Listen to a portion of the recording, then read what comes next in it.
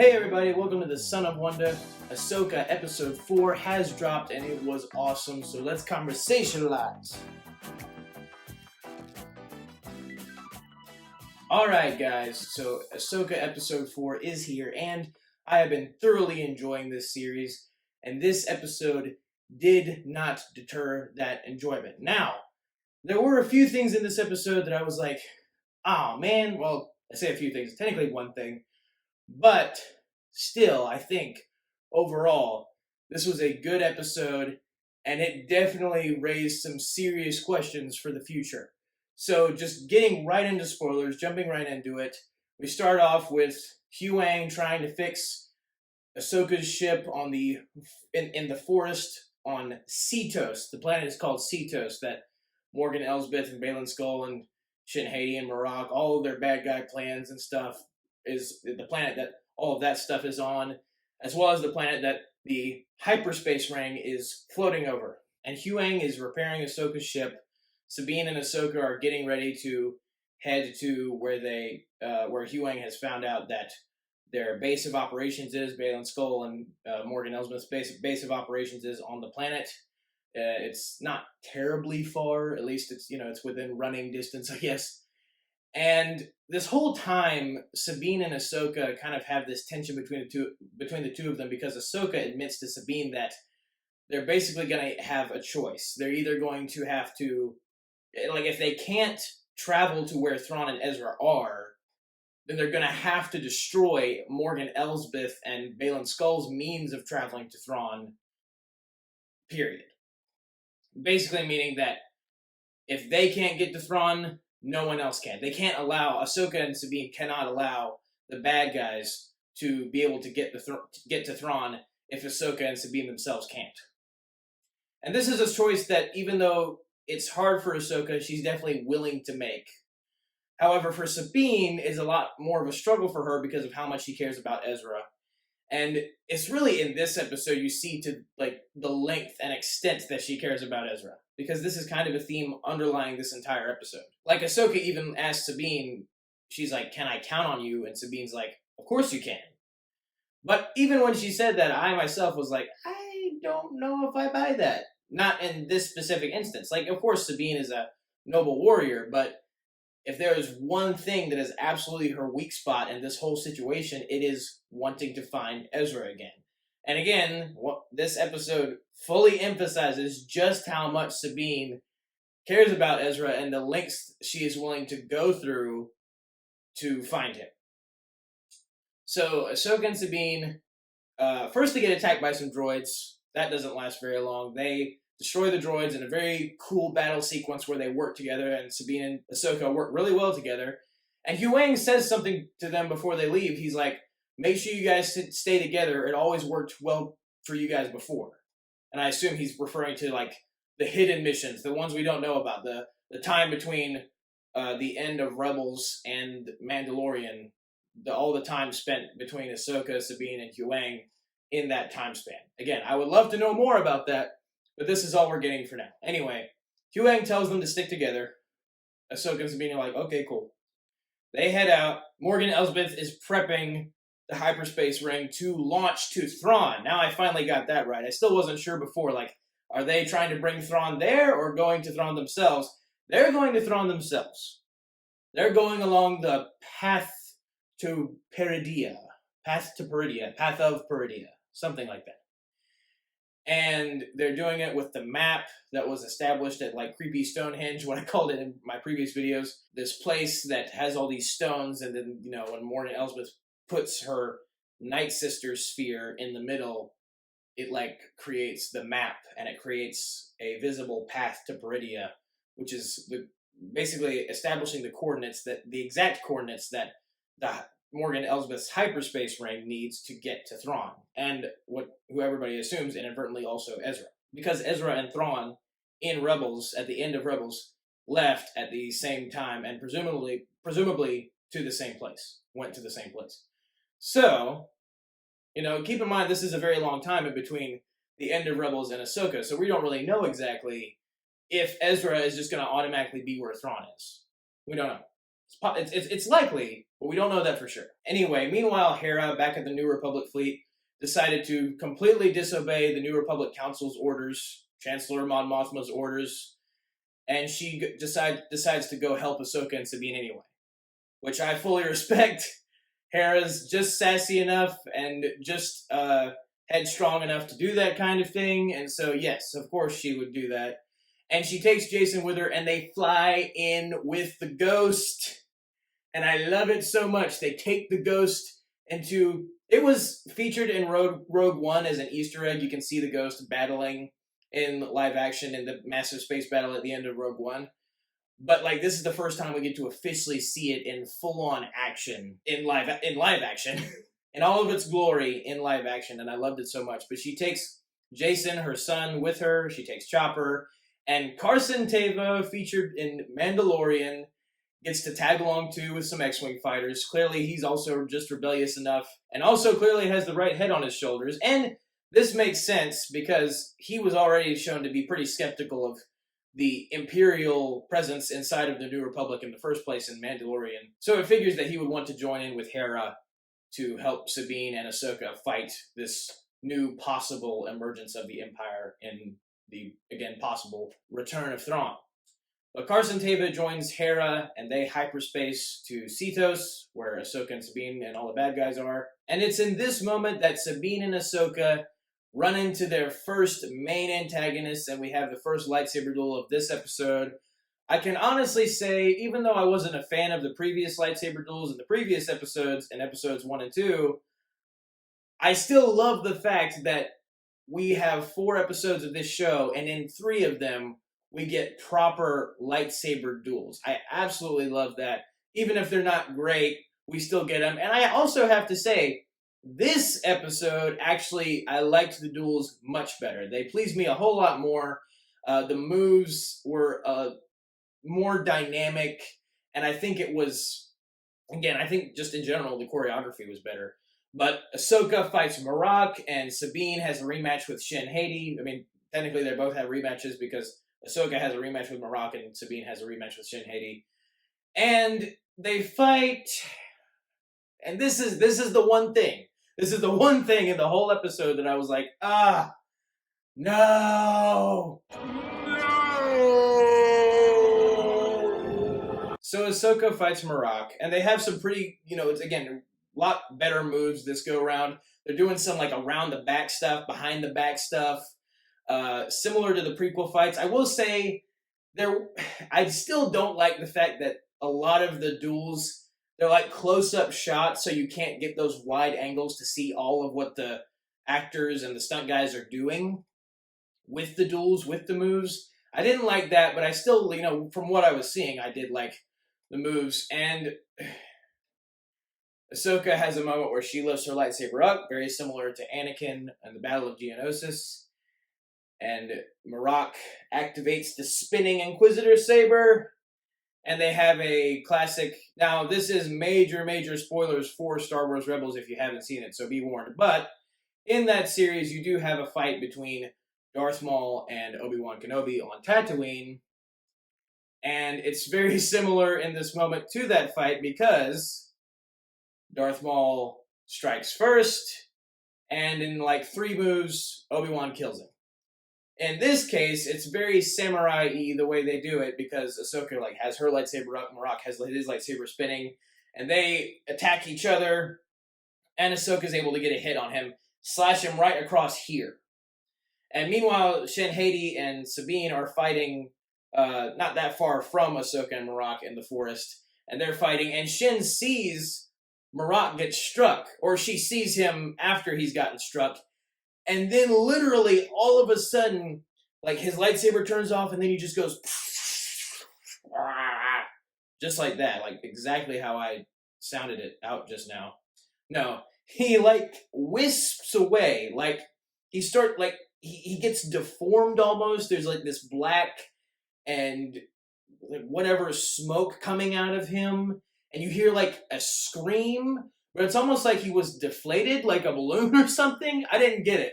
He gets struck and then it's nuts. Not what I expected at all.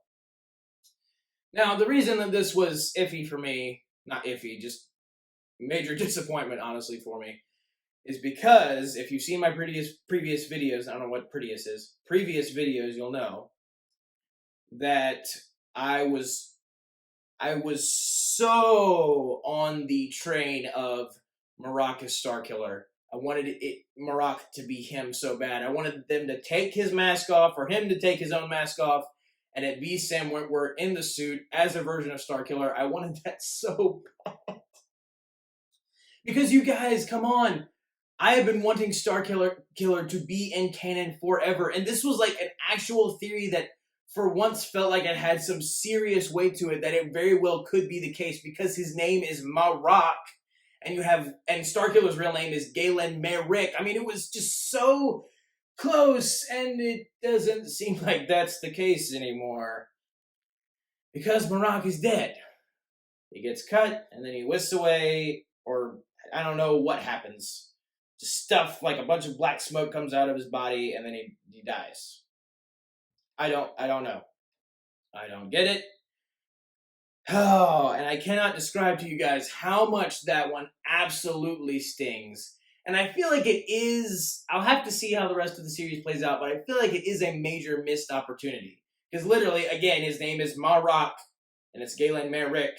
And Dave Filoni and Sam Witwer have both talked about before how they had ideas for Starkiller becoming an Inquisitor and way back in Star Wars Rebels, that they might do that, but that never happened. So I really hoped, because Dave has been doing this with some of the other projects like Book of Boba Fett and Clone Wars Season 7 and other things, and Bad Batch, he'll like bring some of his older ideas back for Clone Wars and Rebels, bring them into these new series, or like, you know, the return of the older series like Clone Wars.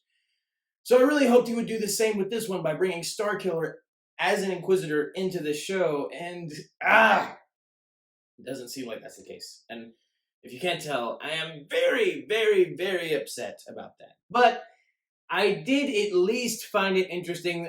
I was at least glad that he didn't just fall over and that was the end of it. Like, that does happen, where he just like the black smoke just comes out of his body all of a sudden, and it's exactly like how, spoilers for Tales of the Jedi, it was a series of animated shorts that came out last year, animated in the style of Clone Wars. I loved it so much, but it was a short series. In one of the episodes, though, Ahsoka comes across another Inquisitor, an insanely awesome-looking Inquisitor, like the most awesome-looking Inquisitor we've seen yet, at least in my opinion. And she, of course, destroys him in 3 seconds flat without a lightsaber. But once she does, she like cuts off his head, but once she does, his head falls down on the ground.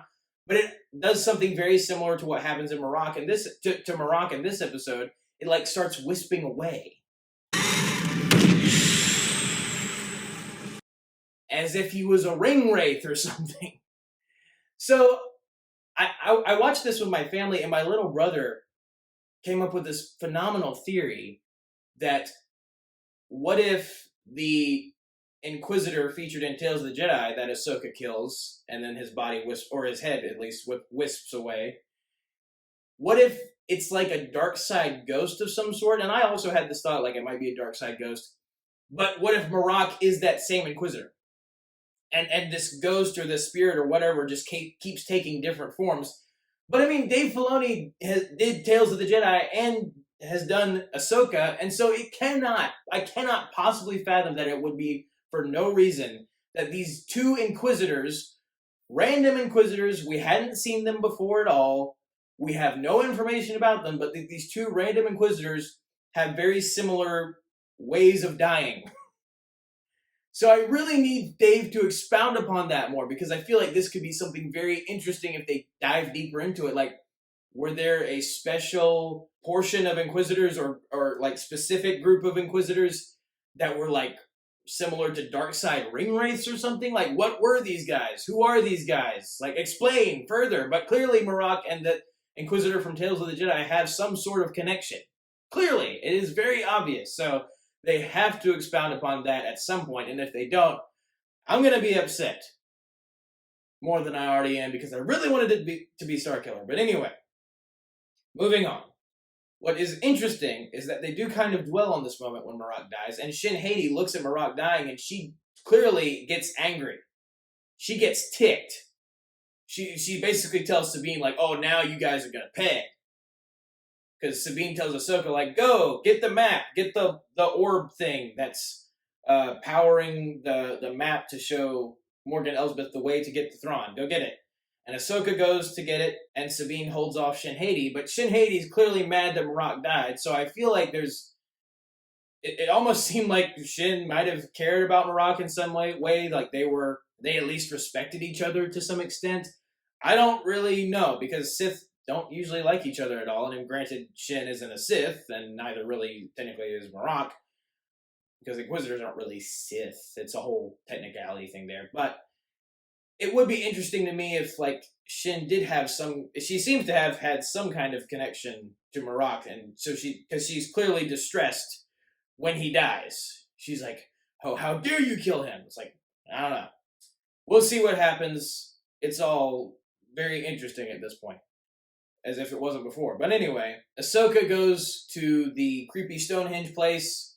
Morgan Elsbeth is in the hyperspace ring, just floating above the planet itself. And Baylan Skoll is at creepy Stonehenge, and Ahsoka confronts him. And they have an interesting conversation. It's revealed in this moment that Baylan says to Ahsoka that he knew Anakin, and that Anakin spoke very highly of her to him. And Ahsoka's like, well, that's interesting. Anakin never mentioned you, and I'm glad she brought that up, because I think that's what the audience was wondering as well. It's like, we've never heard of you before.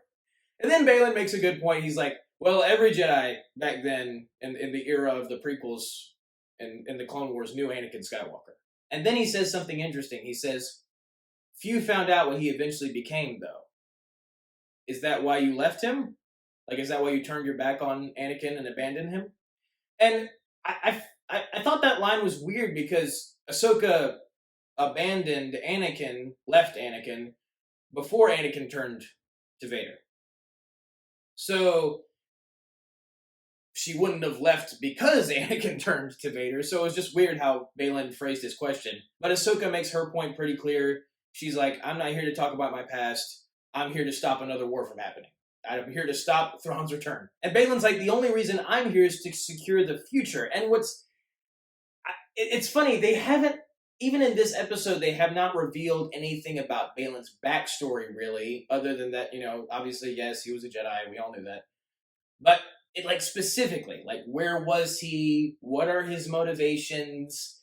We get a little hint at stuff, but this character, Baylan Skoll, is very cryptic. Ray Stevenson plays him perfectly, but he's a very cryptic character. You don't get all of what he wants. You don't really understand all of what he's talking about. He doesn't say what he means. He's not forthright. He doesn't just come out and flat out say what all of his thoughts are. And so my concern is that it's going to be like every other Disney Plus show, and the bad guy's not going to reveal what his true intentions are until the last episode, and then it's not going to matter. Then he's just going to get beat, and it's just going to be too little too late. I really don't want that to happen. I really need at some point for them to establish what Baylan Skoll really wants, because right now his mindset seems to be bringing back Thrawn is a means to justify the ends. Somehow in Baylan's mind, by bringing back Thrawn, he will be doing something good. He will be accomplishing something that's necessary for the galaxy, even if it requires the evil of Thrawn to return. He even says, you have to destroy in order to create. So, again, very cryptic. I have no idea what any of that means, but they're going to have to reveal it at some point. That's not the finale. I really wish they would have just flat out revealed it in this episode, but we'll see. We are halfway through the series, though, at this point, so I feel like we should be making some headway in the villain plotline intention stuff. But, of course, Ahsoka ain't having it, so she and Baylan have an epic battle. And again, I liked this lightsaber duel. There was only a few moments where I was like, well, maybe that didn't work. But overall, I thought it was a good duel. I thought Ray Stevenson really put some power into his strikes. He was definitely like a knight swinging a broadsword. And I liked that a lot because it felt like Old Republic style. It felt like he was a boss with a lightsaber, like he knew how to swing it, baby. There was like one moment though where like Ahsoka they're in a lightsaber lock and she shoves the lightsaber away with hers and then she kicks him 3 times in a row without him really doing anything to react to it. I feel like he had ample time to, but whatever. Anyway, by doing that, she temporarily incapacitates him. Meanwhile, Shin and Sabine are still fighting in the forest, and Sabine gets knocked down. She tries to use the Force to attack Shin, but Shin's like, "You have no power here." And then Sabine just uses one of her rocket things to knock the lightsaber out of Shin's hand, and then Shin just throws a bomb, like a smoke bomb, and then just escapes. So I'm not really sure why Shin just kind of backed out of the fight. It feels like she kind of had Sabine on the ropes. Not really sure what was going on there. But I did like the fact that once again, Sabine was not able to use the Force. She tries, she does this, but nothing happens. And it's interesting to me how Shin says you have no power here. So Shin can clearly tell that Sabine's Force powers are not very strong. Again, I'm glad, though, that they're not rushing into this whole Sabine has the Force thing. Because, again, she hasn't shown any aptitude for it yet. She wasn't even able to move that cup like a millimeter in the last episode. She's not able to do anything to save her own life in this episode. When her life might depend on using the Force. She's not able to do it. And that's the moment where so many Padawan Jedi or Jedi younglings, people who seem to have some kind of aptitude for the Force, the life-threatening moment or like the threatening of a life that said person cares about moment, is usually the moment where they're able to just use the Force out of nowhere, right? But Sabine isn't able to here, and I did enjoy that. Again, that to me tells the audience that Dave Filoni is not just rushing headlong into this thing, and that if it happens, it's going to be a worthy moment of it happening, and it's going to be set up properly. At least that's my hope. But Shin escapes. Sabine gets to the creepy Stonehenge place. Hera arrives with her squadron to try and intercept the hyperspace ring before it departs, because the hyperspace ring still doesn't have the exact coordinates yet to be able to find Thrawn. It needs it to get it absolutely precise, and it hasn't yet. And that ball, the orb, the map thing, needs to stay in the center of creepy Stonehenge just long enough for the coordinates to be fully established in the hyperspace ring's computers. But Ahsoka, after, again, temporarily incapacitating Baylan, is able to grab the ball, but then her hand starts to burn, which I thought was interesting. I guess because the ball has like the Night Sister magic on it and stuff, and it was in the process of showing the map. I guess it was hot for some reason. I don't really know. But her hand starts to burn. You can tell it really hurts, but she is able to temporarily stop the map from showing up and the coordinates from being established. Then Shin Hati shows up, but Ahsoka is able to repel her pretty quickly. She just forces her into one of the stones of creepy Stonehenge and knocks her out for a little bit. And then Baylan, of course, is back in the fight, and he keeps striking Ahsoka's lightsaber, and he strikes her right to the edge of the cliff that creepy Stonehenge is sitting on. And Baylan and Ahsoka get into an intense lightsaber lock. Ahsoka uses the Force to hold her lightsaber steady. And I liked that moment a lot. It made sense that, you would use the Force to reinforce. Get it? Reinforce? Yeah. And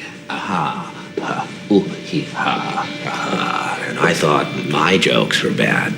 Reinforce her strength and holding the block with Baylan. And it's interesting because Ahsoka at first thinks that Sabine might have died because Shin is the first person to show up. So she thinks that Shin possibly won the fight against Sabine. But then Sabine shows up and gets her hands on the map, and she is aiming her blaster at it. She's like, "Stop attacking Ahsoka or I'll destroy the map." And Ahsoka tells her to destroy it. But Sabine doesn't destroy it. And again, I think that the conflict here is very intriguing. It's clear that Sabine is not gung-ho about destroying the one thing that can get her to Ezra, or back to Ezra, and reunite with him. And then Baylan just brings his lightsaber up and then down and strikes Ahsoka's lightsaber off the cliff with Ahsoka. So Ahsoka, for all intents and purposes, is now gone. At this point in the episode, we don't know what happened. And I had heard some crazy theory that Ahsoka might die in this episode. But I thought, like, that's so far-fetched. And yet, here we have Ahsoka sort of, kind of dying. Now, I will say, it's a little weird that Baylan knocks her off the cliff, and Jedi have fallen from great heights before and lived. Survived without a scratch, kind of. Like, been able to leap back up from the ledge, no problem. Wasn't an issue. Now, though, it seems like it's a pretty big issue. I don't really know. Anyway, though, to Sabine's eyes, Ahsoka has just died. Yikes. Her master has just died. So Baylan uses this moment of weakness for Sabine to get her to relinquish the map to him, because he knows that he can sense Sabine's deep care for Ezra, and that she deeply wants to see him again. And so he completely uses that against her to get her to relinquish the map. Then out of nowhere, Shin Hati starts choking Sabine after regaining consciousness, and Baylan's like, stop it, stop choking her. Because he said that no harm would come to Sabine if she would just do what he asked. And, he's a man of his word, right? And so Sabine has kind of... Like, I don't want to say she's betrayed everybody. She's not. I'm not going to say she's betrayed everybody, because she is technically... She's put in handcuffs by Baylan and Shin, and she's taken as a prisoner and brought to the hyperspace ring with Baylan and Shin. And I have to say, that was a surprise, twisty thing to happen. I did not see that coming at all. I did not expect Sabine's love for Ezra to be so great. I mean, I knew it was insanely great, but I didn't think it was that great to be able to, at least a way, I don't want to say ally herself, but at least be on the side of the bad guys enough to, okay, I want to see where this goes. I want to find Ezra again. Again, she's not on the side of the bad guys. She's just going along with the plan for now because she really wants to see Ezra. And now that to her she doesn't have a master, she doesn't really know what else to do with her life. And Baylan completely uses that against her. Classic Emperor Palpatine move, being able to manipulate people in weakness, just like Palpatine manipulated Anakin because he cared about Padme so much in Revenge of the Sith, to do all those horrible, horrible, horrible things as Darth Vader. Similar thing here, except Sabine doesn't have to destroy, entire Jedi temples and stuff. I legitimately, though, thought that Baylan Skoll might die in this episode, and I was worried that literally his entire purpose up to this point in the show was just to be a henchman. I was really worried about that, but thankfully they set him up to where he's still definitely a threat, and that he still definitely has more to do in the series, and I'm hoping they also set him up to where we can learn more about him, as well as Shin Hati, and I hope Marrok, because again, Shin Hati seemed pretty disturbed that Marrok just was killed. She seemed pretty mad about that, and I hope that comes up again. I hope she maybe mentions it to Baylan, and Baylan's like, well, Marrok was this sort of species or whatever, and he might still be around. He might still have survived. Something to that effect, something like that. I need more information about Marrok, though. And Baylan and Shin Hati. But Morgan Elsbeth, along with all the bad guys and Sabine, are able to hyperspace ring, finally take off, because Baylan had put the orb back in the center of creepy Stonehenge to get the rest of the coordinates for Morgan. And then he destroys the orb with his lightsaber. Now, it is a little weird because he activates his lightsaber right on top of the orb. Like, the orb is right here. Lightsaber, bam, beam goes through. And it takes a solid few seconds for the orb to just split in half. So either it's the magic protecting the orb from instant destruction, or it's Disney, once again, Disneyfying lightsabers and making them not as powerful as they used to be. I'm hoping it's the former. But anyway, then Baylan and Shin and Sabine get to the hyperspace ring, and Morgan and the hyperspace ring are able to transport themselves to Thrawn through the path to Peridea, at least as far as we know. And they do it going right with the circle part, the empty space, hyperspacing right through Hera and her squadron. And it takes out some of the X-Wings. Carson Teva survives, and Hera survives, and one of the other X-Wings makes it. But the others are destroyed because they end up running into each other because the force of the hyperspace ring, that energy going right through the squadron, causes some of them to knock into each other. Some of the X-Wings to knock into each other and get destroyed. And then Jason just looks at Hera after Hera is able to get the ghost recovered, and he's just like, I got a bad feeling. But he doesn't say it in the typical Star Wars way, like, oh, I've got a bad feeling about this. He just kind of looks at her with this very distressed look, and he's like, I've got a bad feeling. And of course, to me, that's supposed to be saying to the audience, oh yeah, he has the Force. 100% Jason has the Force. And again, like I said before in my last video, if he doesn't, that would be an issue. I mean, his dad was Kanan Jarrus. Come on, people. Come on. He's the son of Kanan Jarrus, who's one of the most bad-butt Jedi ever, so he should be able to use the Force. And he seems to have a deep connection with the Force in this moment. But then, one of the craziest things ever in the history of Star Wars happens. And this is the thing that's going to get all the other channels, like, blowing their minds. Like, literally, me and my family we could practically hear the screaming fans around the world. We were freaking out too. And it's just like, oh my gosh. So it pans back to creepy Stonehenge. It pans over the cliffside, and the waves are washing up on the cliff and on the cliffside. And the water starts to slowly form into like this force-looking energy. And I expected at some point that this would happen, but Ahsoka is unconscious, but she wakes up in none other than the world between worlds. She once again returns to the world between worlds because she was there before. That's how Ezra saved her life, was through the world between worlds. Ezra saved her from Vader way back in Star Wars Rebels. And now Ahsoka has found herself in the world between worlds once again. So she's not all that surprised. She's a little surprised, but not that surprised. And then she hears, "Hey, Snips, I didn't expect you so soon." And she turns around, and it's Hayden Christensen as Anakin Skywalker, dressed in the exact Revenge of the Sith garb. He even has his lightsaber and his robot hand. And he's in the world between worlds with Ahsoka. And that you want to talk about just a moment that's just like, oh, full circle, baby, full circle. Start an animation. We never got the Hayden Christensen side of Anakin Skywalker to have anything to do with Ahsoka.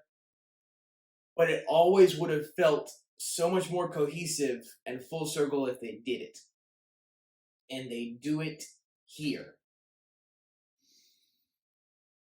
Yes! And for me, that makes up for Marok not being a Star Killer. I'm still mad about that, but this makes up for it. Because that is just the best. Now, I did know previously that Hayden would be in the show because I saw him in the IMDb casting list for it. Didn't make it any less special because it was insanely special. Now, I have a Fithillion questions. Why is Ahsoka in the world between worlds? Because before, in Rebels, it was established that you had to enter this very special portal in order to get to the world between worlds. Why is she there? Like, how come just falling off a cliff got her there? Unless she is on the brink of death. Because the fall was just too much for her, and she's almost dead, but she's in the world between worlds because of her special connection to it, and just the Force in general, and to Anakin. Question 2. Anakin says, like I said before, Anakin says to Ahsoka, "I didn't expect you so soon."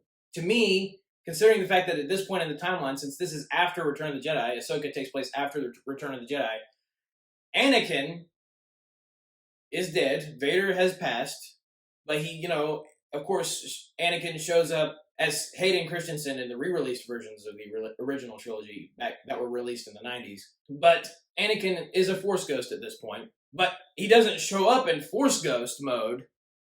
He shows up in full-on Anakin Skywalker mode. I don't get that. because he's dead, and he has his lightsaber on his belt, and he has his robot hand, and that one was the one for me that was like, wait a second, he's a Force ghost. That doesn't make any sense. But I don't think this is Force Ghost Anakin, or at least I'm not sure. Again, this takes a level of comprehension that I just simply don't have at this point, and I'm going to need further information about to truly know what the mess is going on. Because I got nothing. It's such an amazing cameo, and they can do so much with this because it's reuniting Ahsoka Tano and Anakin Skywalker for the first time since they kicked each other's butts on Malachor as Darth Vader and Ahsoka Tano, and Ezra had to save her from Anakin/Vader. This is the first time they're meeting since that. And it's a full circle moment for Ahsoka because she's one of the reasons she's been so jaded and a little bit more cynical over the course of this series and in Mandalorian and not wanting to train anybody is because she saw what happened to Anakin and how far he fell from grace. And so for her to be able to see Anakin in his fully redeemed body because he was redeemed by Luke Skywalker, or Luke Skywalker aided and reminded his dad that there was still love inside of his dad and that his son still loved him, despite his dad being the most evil person ever, despite Anakin as Vader at that point being the most, the second most evil person in the galaxy to Palpatine. This would be, this is the craziest moment ever. Oh my gosh, the implications are nuts. So nuts, so nuts, so nuts. But I need them to do it right. I need them to not just be a cameo. I need it to be for the story. Get Ahsoka to the place she needs to be as a character. I don't even really know what that place is, but get her there. Use Anakin in the way that he's meant to be used after Return of the Jedi as a wise counselor. He's redeemed now. The dude is redeemed. He has experienced the entire life of living in the light and then changing to the dark and all the emotional conflict within him. He's Ahsoka's master. He's why Ahsoka is as powerful as she is. Oh my, again, I just think, I'm sitting here thinking about it. The implications, the stuff that they could do with this in the next episode or episodes are nuts. And they need to do it. I don't know what the World Between Worlds is how it's gonna play in there. I don't even know how Anakin is showing up in the World Between Worlds, okay? Because Force Ghosts before have only showed up in the real galaxy as ghosts. Maybe in the World Between Worlds, they show up just as themselves because they're already dead. So they've transcended the Force, or the living Force, I guess. I don't know. All I know is that's one of the coolest cameos in Star Wars. Ever! I love it. I love it. I love it. I love it. I love it. And I love this series because of it. Because Dave Filoni knows how to tug at your heartstrings with the craziest ideas. Again, why is Ahsoka in the World Between Worlds just because she fell off a cliff? I have no idea. Why does Anakin show up at all? I have no idea. The implications are nuts. Absolutely nuts. I mean, again, I just can't emphasize enough what this means for... Oh my gosh, what this means. Anyway, that's my review of Ahsoka Episode 4. Anakin coming back is just... Oh man, again, the stuff that they can do with this is unlimited. It is infinite number of possibilities at this point. The full circle moment here, regardless, even if it is just to say, quick thing to say hi and then bye, it's still such a cool moment. Regardless, even if it is just a cameo, it is so amazing. But that's my review. I cannot wait to review the next episode for you guys because I know it's going to be insane. And I also know that Dave Filoni is directing it, which, I mean, icing on the cake. But thank you guys for watching. Have a very blessed day. May the Lord be with you. May the Force be with you. Goodbye. Anakin Skywalker is back! And that's a wrap.